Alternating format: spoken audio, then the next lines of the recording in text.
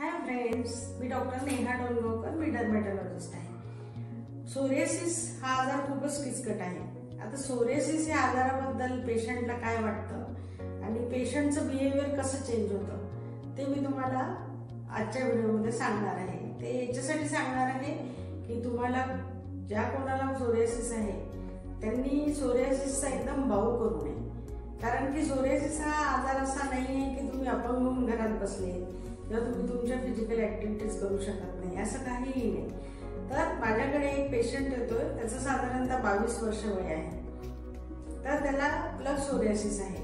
तो सोरियासिस झाल्यापासून तो सारखा गुगलवर सर्च करत असतो आणि त्या गुगलवर जी काही माहिती मिळते त्याच्यावरून तो कंटिन्युअस निगेटिव्हिटी स्वतःबद्दल तयार करतो आणि सारखा बडबड करतो की मी आता हा बरा होणार की नाही, हे सोरियासिस माझं काही जाणार नाही, मी सोरियासिस मधून बाहेर येईल की नाही, माझी स्किन नॉर्मल होईल की नाही, हे विचार कंटिन्युअस त्याच्या डोक्यामध्ये चालूच असतात। आणि ह्या विचारासोबत अजून तो घराच्या बाहेर अजिबात पडत नाही।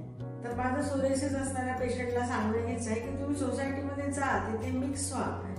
तुमच्या सोरियासिसमुळे तुमच्या डेली लाईफमध्ये तुम्ही काहीही चेंजेस करू नका। तुम्ही सामान्य माणसासारखं जीवन व्यतीत करू शकता, तुम्ही तुमचे रेग्युलर कामे करू शकता, तुमच्या ड्युटी करू शकता।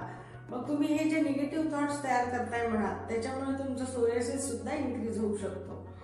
हे सगळ्या सोरियासिसच्या पेशंटनी लक्षात घ्यायला पाहिजे। तो कसा इन्क्रीज होऊ शकतो? कारण जेव्हा तुम्ही तुमच्या मनामध्ये निगेटिव्हिटी तयार करता तेव्हा त्या निगेटिव्हिटीचा इम्पॅक्ट असा होतो की ते सोरियासिस जे आहे तुमच्या बॉडीमध्ये, ते सोरियासिस हा ऑटोइम्युन डिसीज आहे, तर ती ऑटोइम्युनिटी तुमच्या निगेटिव्ह थॉट्समुळे कंटिन्युअस वाढत असते आणि तुमचा सोरियासिस जास्त वाढतो। त्याच्यामुळे सोरियासिस जर दुरुस्त करायचा आहे तर तो आयुर्वेदाने बरा होण्यासाठी पेशंटचा डॉक्टर सोबत सहभाग तेवढाच महत्वाचा असतो। तो का महत्वाचा असतो? कारण तुम्ही जर कंटिन्युअस निगेटिव्ह थॉट्स मनात आणले तर सोरियासिस हा सायकोसोमॅटिक डिसीज आहे। हे मॉडर्न सायन्सने पण मान्य केलंय। आयुर्वेदाने तर मनोमन स्त्रोत्रसाचे आजार असतात आणि मनोमन स्त्रोत्र जर तुमचे नॉर्मल नसेल आणि मन तुमचं प्रसन्न नसेल तर तुम्हाला विविध आजार शरीरामध्ये होऊ शकतात, हे प्राचीन काळीच सांगितलेलं आहे। तर त्याच्यामुळे सोरियासिसच्या पेशंटनी ही निगेटिव्हिटी काढून टाकली पाहिजे। जर एखादा तरुण मुलगा सोरियासिसमुळे घरी बसतो आणि तो काहीही काम करत नाही तर ही खूप चुकीची गोष्ट आहे आणि ही त्या सोरियासिसला अजून वाढवण्याकडे आणि निगेटिव्हिटीकडे नेतो। आता सोरियासिस बद्दल असे लोकांचे थॉट्स का होतात त्याच्यावर पण एक प्रकाश टाकणं गरजेचं आहे। जनरली सोरियासिस झाल्यानंतर कुठलाही पेशंट पहिले मॉडर्न डर्मेटोलॉजिस्ट कडे जातो। मग तिथे गेल्यानंतर त्याला सोरियासिससाठी जी मेडिसिन दिल्या जातात ती मेडिसिन दिल्यावर ते डॉक्टरांना ऑब्व्हियस आहे की प्रश्न विचारतात की हे माझं किती दिवसात बरं होईल। तर त्यांना असं उत्तर दिलं जातं की हे बरं होईल पण परत येईल सांगता नाही येत, हा आजार असा आहे। ह्या पद्धतीने जेव्हा कंटिन्युअस त्यांच्या बोलण्यामध्ये किंवा कंटिन्युअस त्यांना असं ऐकायला मिळतं की हा बरा होत नाही, हा बरा होत नाही, हा बराच होत नाही, तेव्हा त्यांनी मनाशी खुणगाठ बांधलेली असते की हा बराच होत नाही।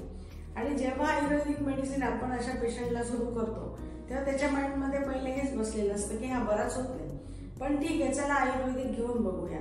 पण तुम्ही जेव्हा आयुर्वेदिक मेडिसिन घेता तेव्हा आयुर्वेदाची मेडिसिन सोरियासिसमुळे तुमचे मनाचे इंद्रिय आणि शारीरिक हे दोन्ही पंचेंद्रियाचा विचार करून आणि मानस इंद्रियाचा विचार करून ट्रीटमेंट होते। तेव्हा सोरियासिस मध्ये तुम्ही तुमचं मन प्रसन्न ठेवलं पाहिजे आणि मी सोरियासिस मधून बरा होणार आहे हा तुमचा विश्वास आणि डॉक्टरांवरचा विश्वासच तुम्हाला सोरियासिस मधून बरा करणार।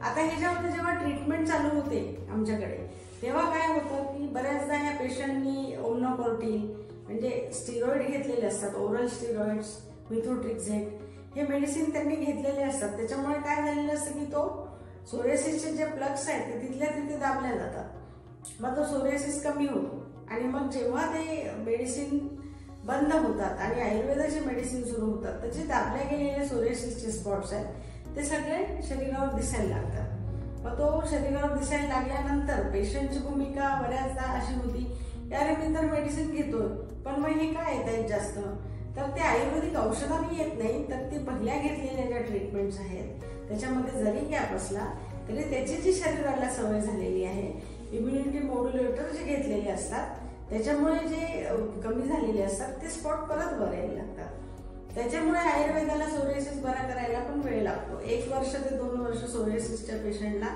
त्यातून निघायला लागू शकतात. पण ह्याच्यामुळे आपण जी ट्रीटमेंट करतो त्यांच्या लिव्हर फंक्शनवर, त्यांचे जे कनेक्टिव्ह डिसीज आहेत किंवा काही त्याच्यासाठी ज्या ट्रीटमेंट करतो आपण, तर त्या ट्रीटमेंटमुळे तो सोरियासिसचे प्लस पूर्णपणे नाहीसे व्हायला मदत होते. पण त्याच्यासाठी मात्र नक्कीच वेळ लागतो. तो सोरियासिस कसा आहे आणि आयुर्वेदात त्याच्या कशा प्रकारची ट्रीटमेंट घेतली जाते हे जर सोरियासिसच्या पेशंटनी समजून ट्रीटमेंट केली तर मला वाटतं ते लवकरच त्याच्यातून बाहेर येतील आणि डॉक्टर सुद्धा त्यांना जास्त सपोर्ट करू शकेल. थँक्यू.